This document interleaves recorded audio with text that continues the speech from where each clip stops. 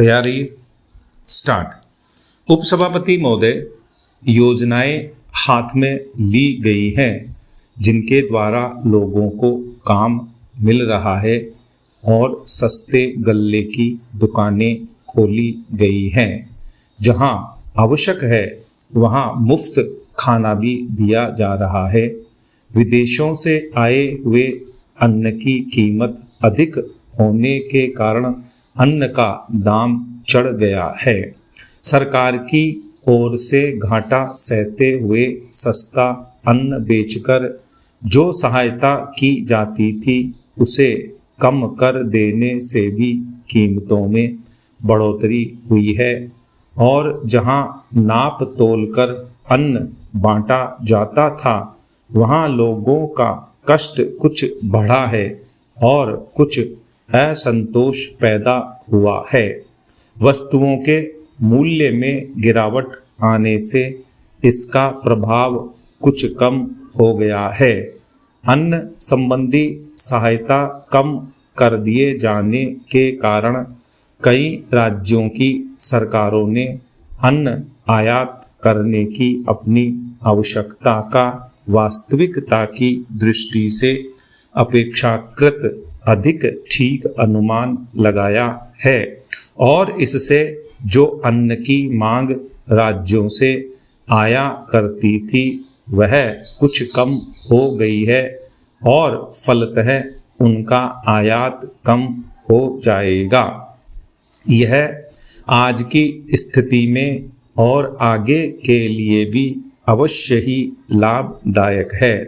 जो राशि अन्न संबंधी सहायता न देने से बची है वह छोटी मोटी आवश्यक योजनाओं में लगा दी जाएगी जिनसे आगे अन्न की उत्पत्ति बढ़ेगी और इस तरह हमें अपनी खाद्य समस्या हल करने में सहायता मिलेगी।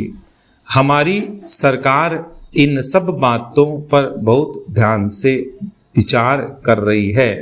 उसे तात्कालिक और भविष्य के लाभ को तुलनात्मक दृष्टि से देखना है। साथ ही वह इस बात के लिए भी चिंतित है कि लोगों को कोई कष्ट न हो और उससे जो कुछ हो सकेगा वह इस विपत्ति को टालने के लिए करेगी। पैरा योजना आयोग अपनी पंचवर्षीय योजना को अंतिम रूप दे रहा है।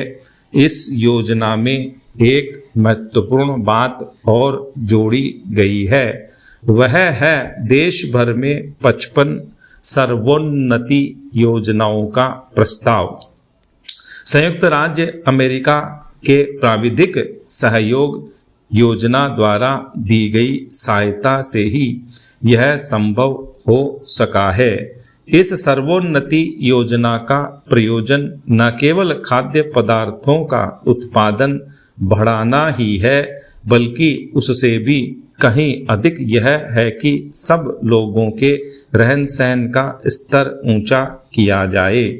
आशा की जाती है कि यह योजना उन्नति करेगी और भारत का एक बड़ा भूभाग इसके अंतर्गत आ जाएगा, परंतु यह तभी हो सकता है जब इसे जनता का पूरा सहयोग मिले। मेरा हार्दिक विश्वास है कि इस बात में भी जैसे कि योजना आयोग के और दूसरे प्रस्तावों को पूरा करने में मिला है, जनता का पूरा सहयोग मिलेगा। कृषि द्वारा उत्पादन के मिले जुले कार्यक्रम में संतोषप्रद प्रगति हुई है। 1947-48 की तुलना में जब पटसन का उत्पादन 16 लाख गांठ था, 1951-52 में उत्पादन बढ़कर 46 लाख गांठ हो गया है। इन्हीं दिनों रुई का उत्पादन भी 24 लाख गांठ से बढ़कर 33 लाख गांठ हो गया है।